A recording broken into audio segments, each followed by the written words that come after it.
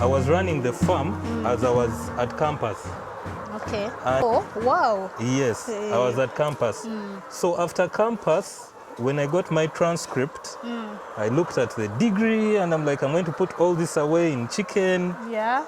And I decided to try out, you know, what we call the white collar job, like a stall, like I told you.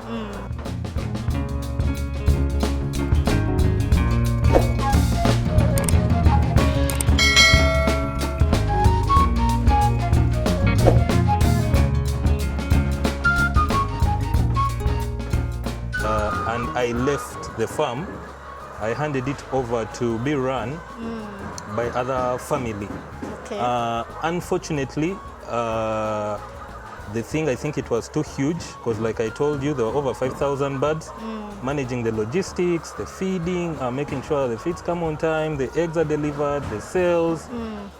So it took a toll on them and they couldn't manage it. Okay. And actually that's the reason why when I weighed, I had to leave where I was working. You mean you have even left?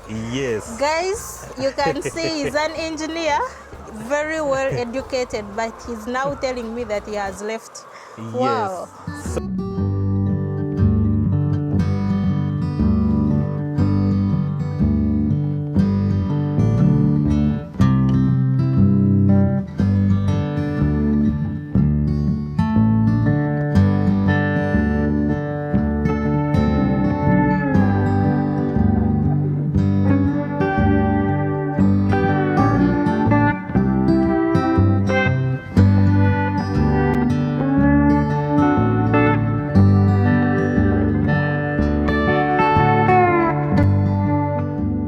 Hey friends, welcome back to Kevara Farm. It's a very beautiful day here at this farm, but we are not at Kevara Farm. I've decided, because I realized when I moved to farms, there is too much that I learned from those farms, and I've decided to always bring those stories here such that we can all learn from those farms. Yeah, and I hope you enjoy it. If you like me to keep bringing those stories, please write in the comment section and tell us whether we should stop or continue bringing such stories at Kevara Farm. So today we are at this wonderful farm. It's a very beautiful and big farm, and we are going to learn so much today. And we have our guest whom I want him to come and introduce himself. You're most welcome. Thank you, Lillian. Yeah. Yes, I'm called Muga Ian Brian. Yes. I'm an engineer by profession, but a very passionate farmer. It's been one interesting journey of ours, Yes. a farming journey, and how we came to meet Lillian. Our journey started way back in around 2012 when we first established this farm, and it kept running. It is a family managed farm and owned by the family. And then you know the ups and goings when we got entangled with the hustles and bustles of Kampala and opted to try out the white collar jobs, leaving the passion behind. Unfortunately, the farm didn't manage to go through that patch.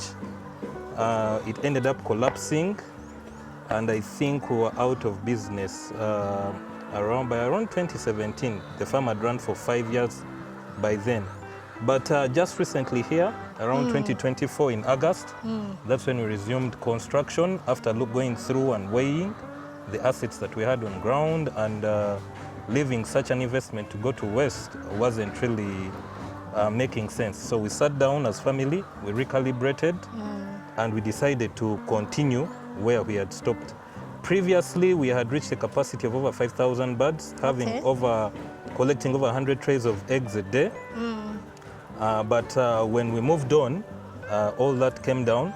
But now we are back. We had our first batch of chicken coming in February, the 13th of Feb, just before Valentine's Day. Okay. It was a tricky one for us. Okay. Madam, instead of celebrating, she was busy looking for chicken stuff and what. Okay, My that apologies is to wonderful. her when she sees this video, but yeah. So yes, 13th of Feb, we had our first batch of chicken coming. And I don't know if you can hear in the background, there's still a lot of construction going on. Yeah, and I can see we have so very beautiful white birds. Yes. Yeah, guys, we have beautiful white birds, and as I've told you, we are going to learn so much today. I say we have white layers, and as we go ahead in the video, we are going to talk about those white layers. You're going to take us through the white layers. Yes. So you said you had the farm before. Yeah. And it collapsed. Indeed, it collapsed. So I think you're going to take us through as we talk.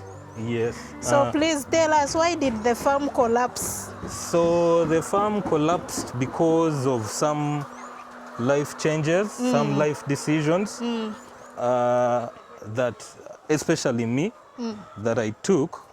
Because by that time, I was the one running and managing the day-to-day of the farm. Yes, and yet you were working. No, I hadn't yet started working. So the interesting story is, I was running the farm as I was at campus. Oh, wow. Yes, I was at campus. So after campus, when I got my transcript, I looked at the degree and I'm like, I'm going to put all this away in chicken. Yeah.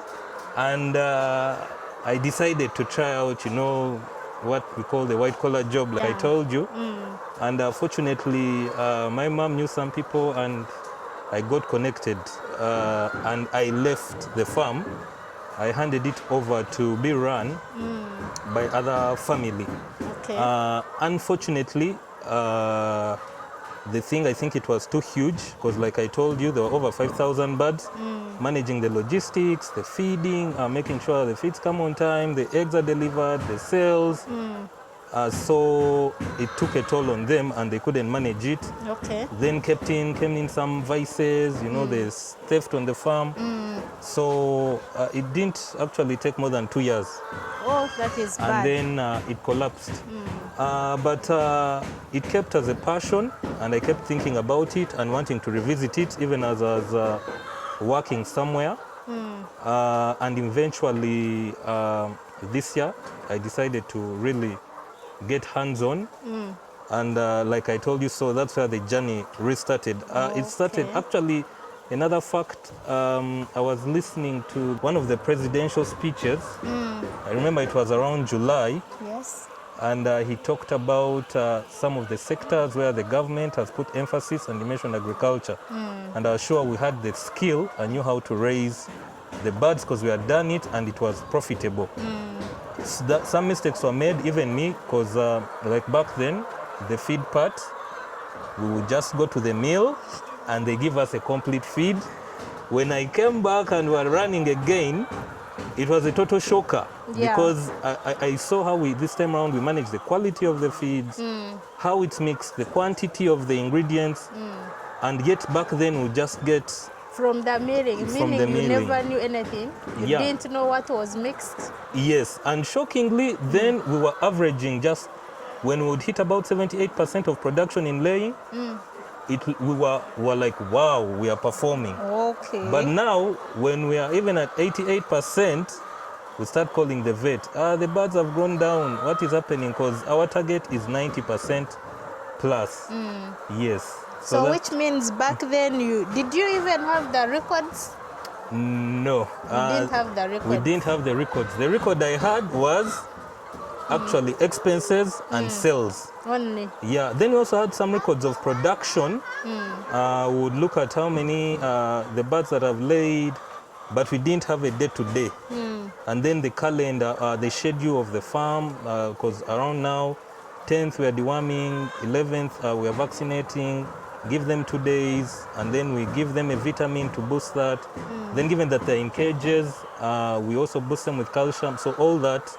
And actually that's the reason why when I weighed, I had to leave where I was working. You mean you have even left? Yes. Guys, you can see he's an engineer, very well educated, but he's now telling me that he has left.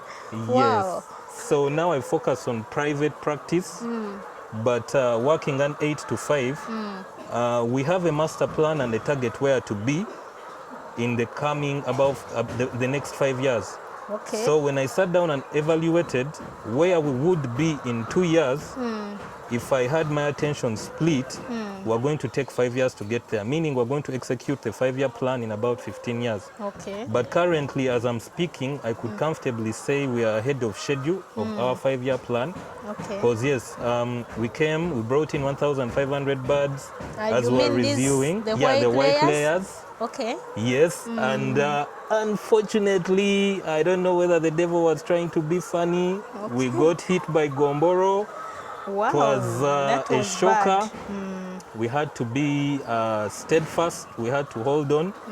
Because even now coming back, actually one of the things the president said was you do commercial agriculture with churas, with chivalo, with a lot of mathematics. Yeah. So the plan made sense, the financial plan, and the layers, yes, the returns on investments, all that were looked at.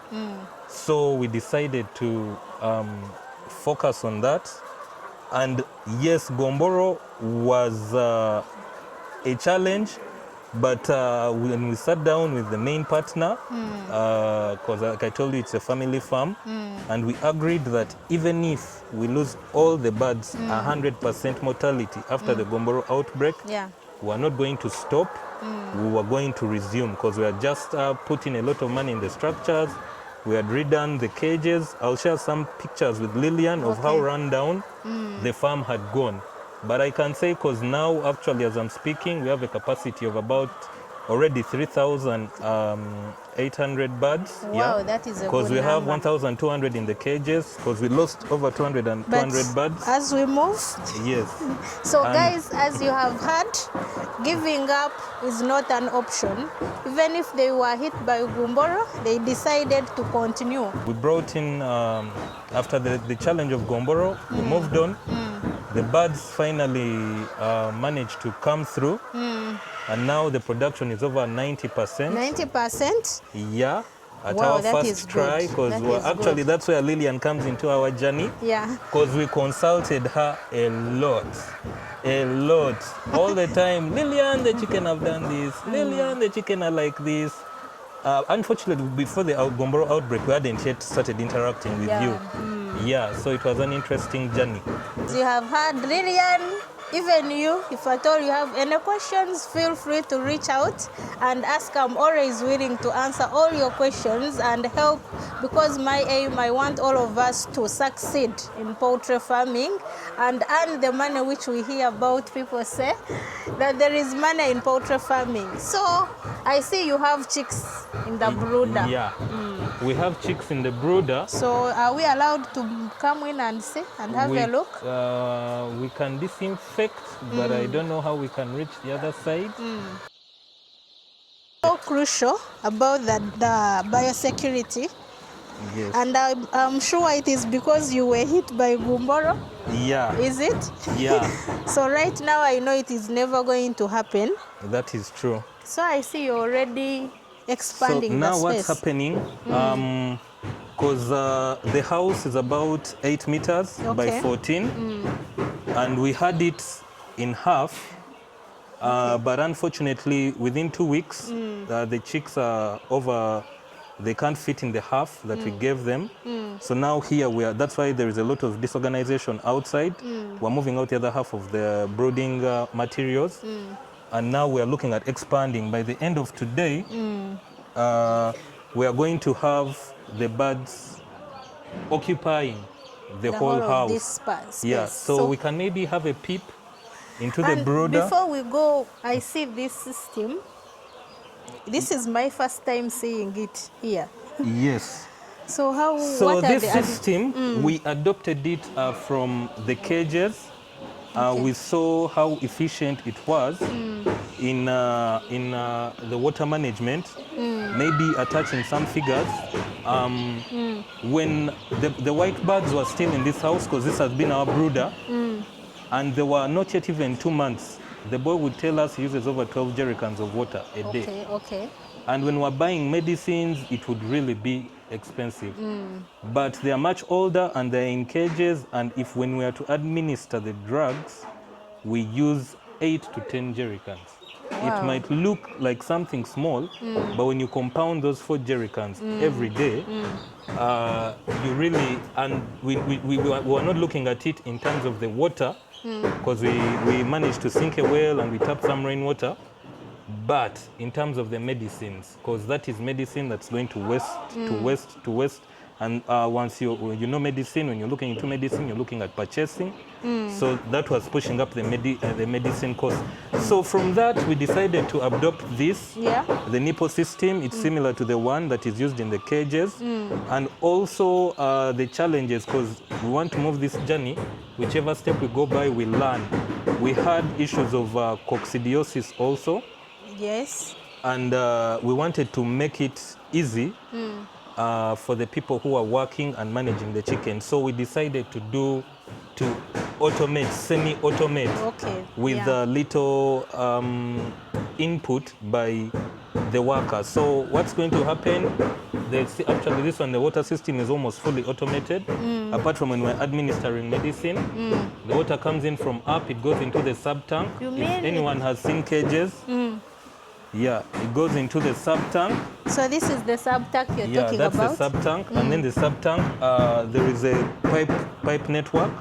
The water goes into the pipes, which when we go there, when we peep into the brooder, we shall see how the chicks are drinking from the nipples. Yeah. Though I'll share a small challenge you're having now as you're administering medicine and brooding, you find the water in the pipes tends to become warm.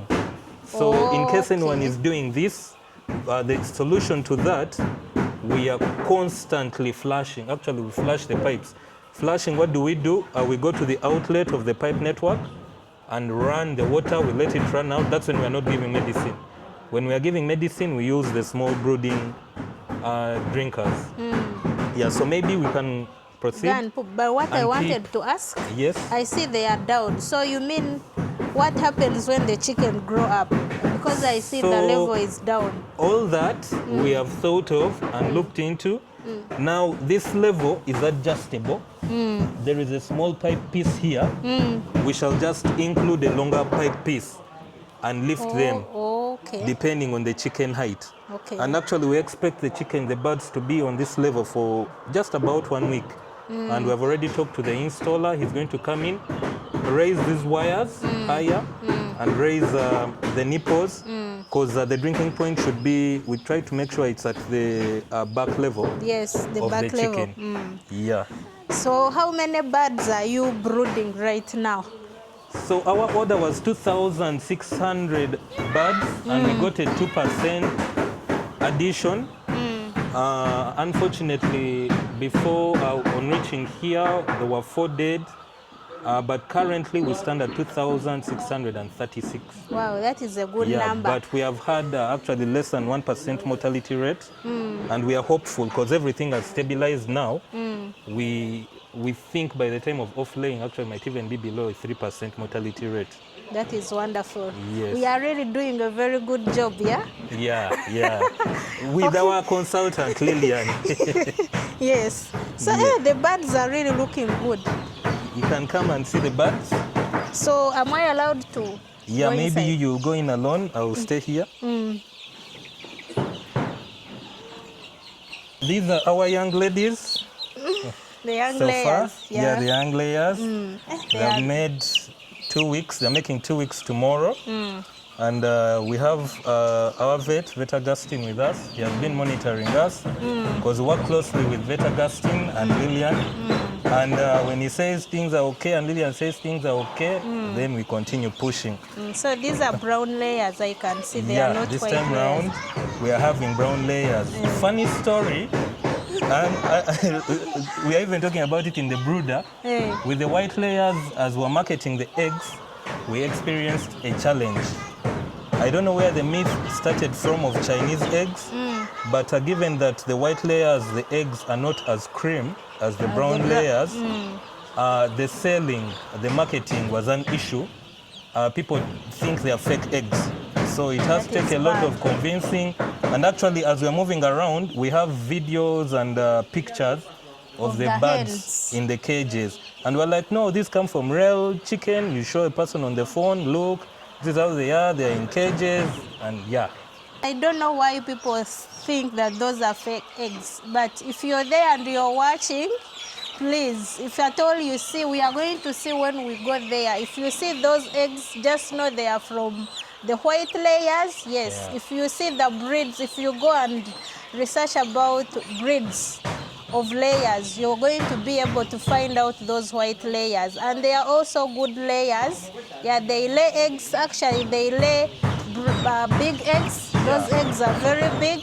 And even the yolk is actually orange. Yeah. And the taste is very good. So if at all you've been thinking that those are fake eggs, please let us rub it from our minds and just know that those are normal eggs, like from these brown layers. Yeah. So is it the reason why now you turned to the brown layers? Yeah, we didn't want to reinvent the wheel. And given that from back then, when our clients gave us the feedback, we went back to the brown layers, but also sourcing them because people in Europe actually love those birds so much. The brand is Loman Sandy, the white layers, and they call them prolific layers. They opted, so the order, we kept being postponed because of the demand in Europe. And given the targets and the timelines we had, now we couldn't go back to wait. So you imported them from Europe, right? Yeah. So is there a way, if someone wants those layers, can you be able to help them import? Yeah, we can put them in touch with the company that helped us to import them. You make a deposit, you put in your booking, and then they give you a date when the birds will be coming and when they'll be ready for pickup. You pick them from Entebbe, the airport? No, these ones we didn't pick them from the airport. Actually, the supplier helped. Went to their facility and got the day-old chicks and brought them to the farm. Here they are doing the vaccination. Yes. They are vaccinating against Gumboro. Today we got a chance, and it is a vaccination day here at this farm, yeah. And they are vaccinating against Gumboro. You can see my vet is busy vaccinating the chicks, yeah. And Gumboro has been disturbing many people. Most people lose the birds due to Gumboro, and they really don't know why they are losing the birds when actually the birds are suffering from Gumboro. So today I want our vets to tell us. He's going to describe what happened. He's going to explain how Gumboro kills. Yeah, he's going to tell you. So Augustine, tell us, how does Gumboro attack the birds? Gumboro is a virus, so it has many signs. It has ruffed feathers. The birds are not normally comfortable. I think in Uganda that is what they call a chikoti. They normally develop a chikoti. Those are the ruffed feathers. There is always a reduction in feed intake. They be eating low according to the guide. And you can see watery diarrhea. It is also a sign of this Gumboro. That watery diarrhea. So when you see such signs, watery diarrhea, the ruffled feathers, the lithage, you can see them, the chikoti, all those signs, it is because of Gumboro. And actually those are the signs you can see, but later on, if possible, you can invite a vet to clarify, which is normally done by doing a post-mortem.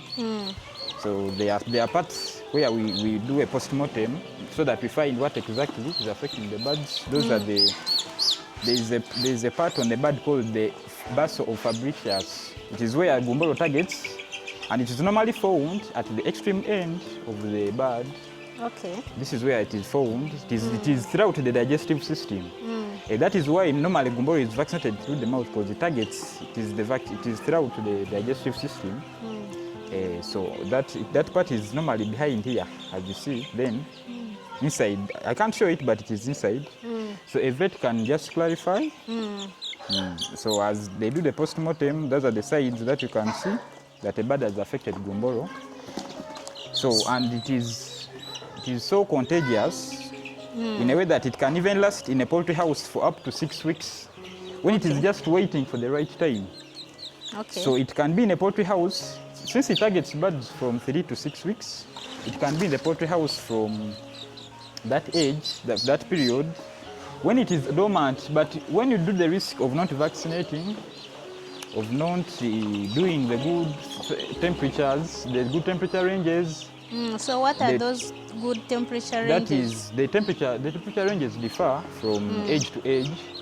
Like for instance, week 1, the first week you consider a temperature range of 34 to 37, or 35 to 37. Then as we drop, we go to 34 to 36, 34 to 35, 33 until that is normally the end of brooder, which is normally 6 weeks, 5 to 6 weeks, whereby the temperature ranges can be from 32 to 34.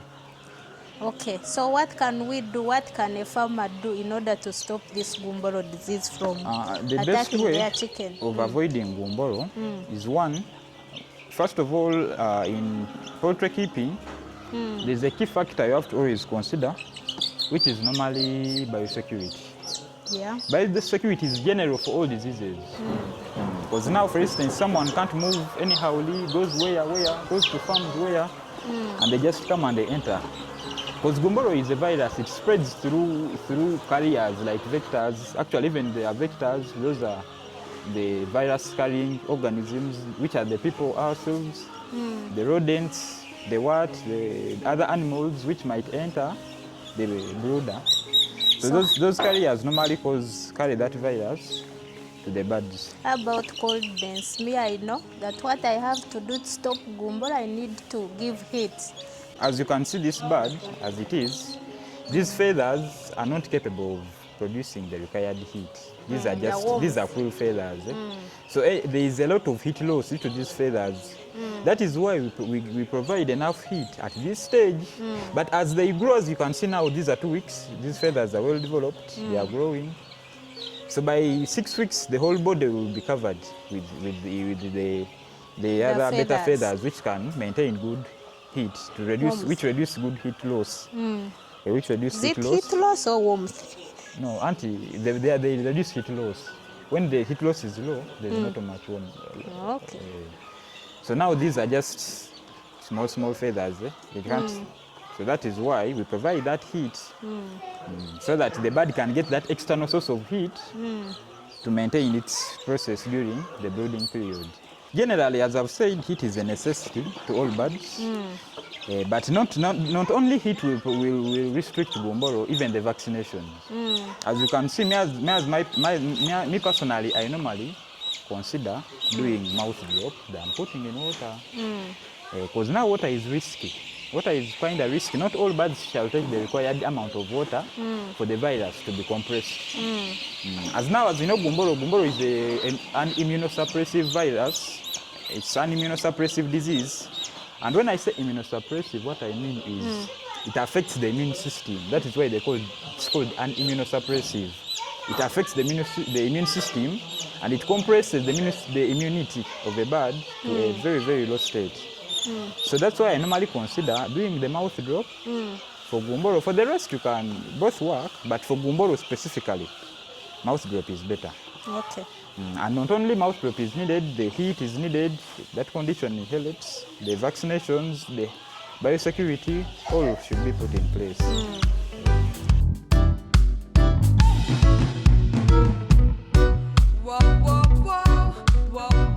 So you're going to take us to the white layers. Actually, this is my first time. You know, when I came here, it was my first time to see the white layers. The white layers. Yes, I thought they are cocks. You know, in the brown layers, we normally find cocks, and the cocks are always white. They're always white. Yeah. Yes, Wow. so these are our white layers. Wow. In the cages, we have not been disappointed. The egg size is really good because they've just been laying for about 1.5 months. And they have been constantly laying at 90%. 90%? Yeah, it's just now in the rain season where they're at 87%, but they have constantly been laying at 90%. Despite the challenges that we had before, like we said, the Gumboro outbreak, actually even in the brooder, because we were constructing, as we were raising them, we ran out of space, the birds were overcrowded. The birds were overcrowded? Yeah, During the brooding. During the brooding, because we kept telling ourselves, we're going to put them in cages, we're going to put them in cages. And the shocker came because when the farm had run down, these cage doors, I don't know if the cameraman can get them, the cage doors, these ones, one of the workers we put to oversee the farm, when we were not active, they managed to sell them off all as scrap. And it came as a surprise that our cage sizes were not the same as the cages that are currently supplied on the market. We had to wait 3 months for a special order. Yeah, and the cages are almost, the birds were due to come from the brooder. Then the installation also took about 1.5 weeks to 2 weeks, all that time. But despite those challenges, the birds are okay. They are very okay, I can see. As you can see, I see now 3 eggs, because I've noticed you have 3. Yeah. So I see 3 eggs, 3, meaning the birds are really laying very properly. Yeah. And this is so good. So as we say, this is the color that you were talking about. Yeah. So people who are thinking this is a fake egg. Actually, you can compare because they also have some cream eggs.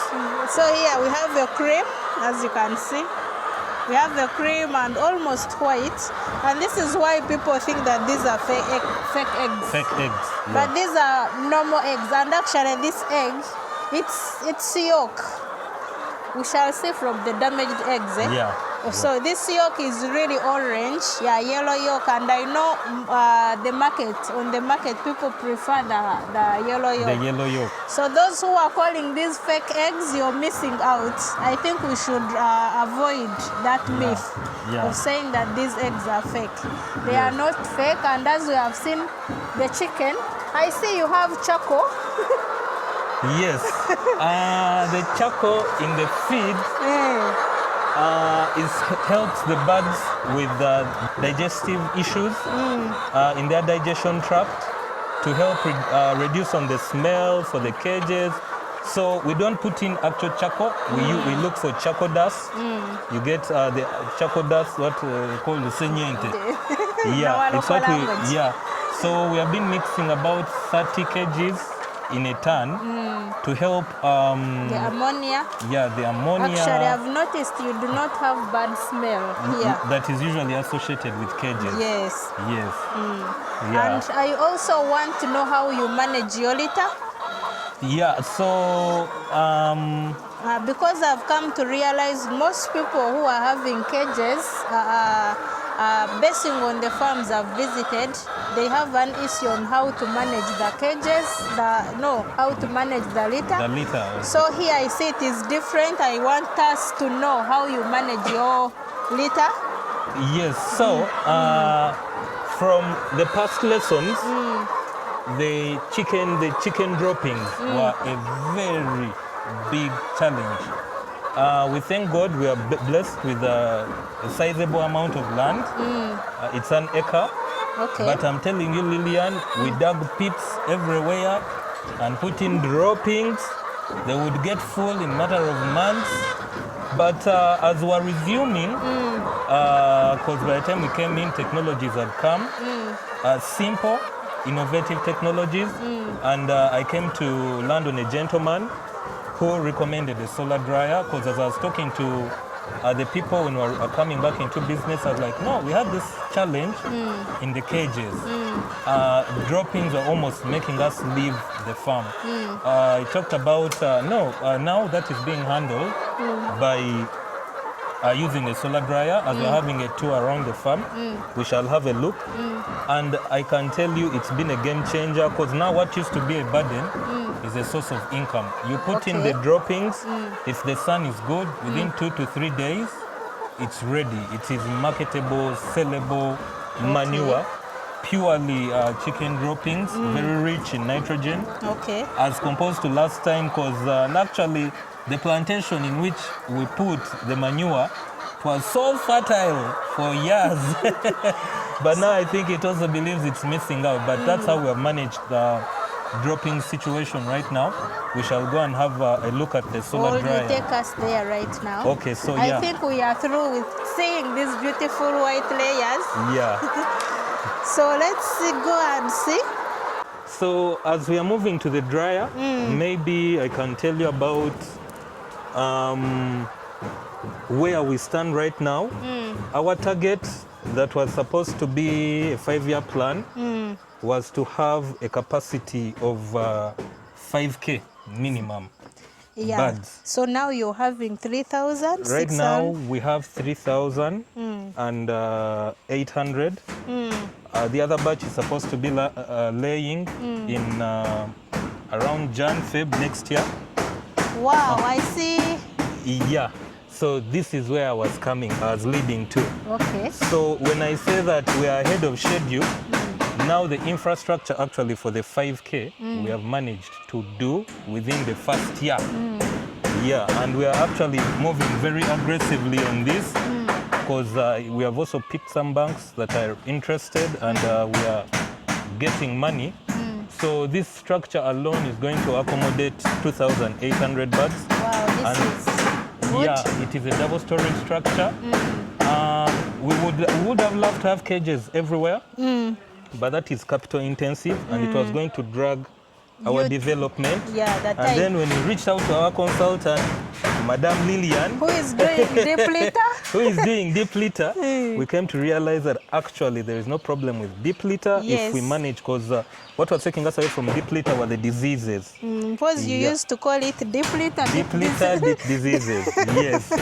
But now the narrative is changing with the semi-automated system. Yeah. Yeah, so now this structure actually it's supposed to be complete in around 2 weeks. So is it this? You mean this is where you're going to transfer these birds which are in the brooder? Yeah, so we actually currently have a deadline set for us by our bosses, the chicks that are in the brooder, and within 2 weeks this complex is supposed to be done because 1,400 of them are supposed to come and occupy one of these floors. Yeah. Yeah. So guys, if at all you need the costing of this, write in the comment section. We are going to give you the costing of this structure, capacity of 2,800. 2,800. Yeah. So what are you going to do with this structure? So, like I told you, we brought 2,600 birds. The Gumboro, the birds we lost, we also brought in a replacement. So this structure, one floor is going to take 1,400. Okay. Then the brooder, because now it will be redundant for some time, is going to have 900. And the balance will go into the cages. So the top will be free. Now the top is another batch that we are going to bring in when these ones start laying. Okay. So that's around Feb next year. So that is very good. Actually, your plan is good, meaning here you're going to be having stages, different stages. Yes. So you're going to be having eggs all the time. All year round. That is good because you won't lose the clients. Yes. It's going to help you. Much noise. It is going to. Twitter with. So that one is going to help you maintain your clients here. Yeah. And most people are always worried about the clients. I've always told people to produce and bring to me and we sell. Yeah. The market is wide, but that one is also good because you will be able to maintain your clients. Yeah. So I even see you have cows. So is this a mixed farm? Yeah, this is a mixed farm. Before we were a demo farm and we were doing a little bit of something, but now we decided to move away from the demo farm to a mixed farm. Our current emphasis is on the poultry, and the dairy. The poultry are the rising star. Yeah. Because we know the returns on the poultry are insane. I think you'll watch Lillian's video where she talks about the returns, and actually guys, the math is true. And I've proved concept. And now the dairy is the cash cow because you need to diversify a bit. So we didn't want to have all our eggs in one basket. Currently, we are producing about 40 liters of milk. Wow, that is every good. day. But we are expecting more cows to give birth. It's also been another journey and I guess you'll come back for the dairy part. Yeah, the dairy But now part. today we are on the poultry. So let Before we go to the dryer, I see something here. Yeah. Maybe you talk briefly about it. The water source. Yeah, this is our water source. Because as we're working, we tried to go back. When the farm was starting, what we had was a dam, because we had a stream running in another chunk of land just close to this one, and we sank, we excavated and dug a dam. We called it a dam, but it was like more of a reservoir tank of about 120,000 liters. But with time, like I told you, because the farm was out of business for 7 years, and the changing climate, the streams all vanished.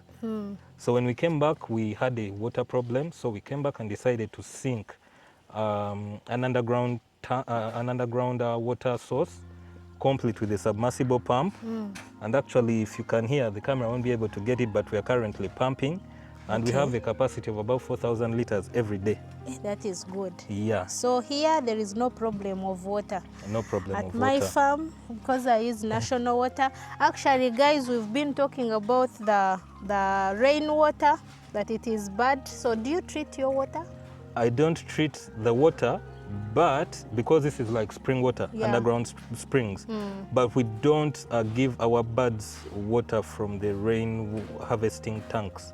You use this one? We use this one. Actually, we pump directly to the tanks that feed into the chicken systems. This is the best water to give to the birds. Yeah. Yeah. So now you can take us to the dryer. Yes, so currently the farm is a work in progress. Don't mind where if you bump into materials.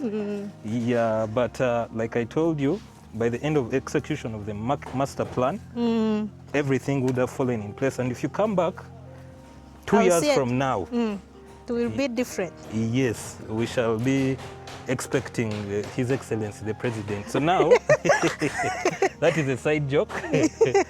I'm also eager to see what is happening Yeah, here. so Lillian, this is our solar dryer. I told you about it. Yeah. It has been a lifeline for the cage system. Currently, we might not be able to enter because of the ammonia. Yeah, the ammonia is too much. Yeah, but imagine now we would have had to look for somewhere to dump all of this. Yeah. So, but now, because the gentleman takes out about 150 kgs, about 120 kilograms daily? Yeah, daily. Of droppings from the other chicken? Because he gathers in cement bags and he puts out about 3 to 4. Yeah? So if each one is averaging about 30, 40.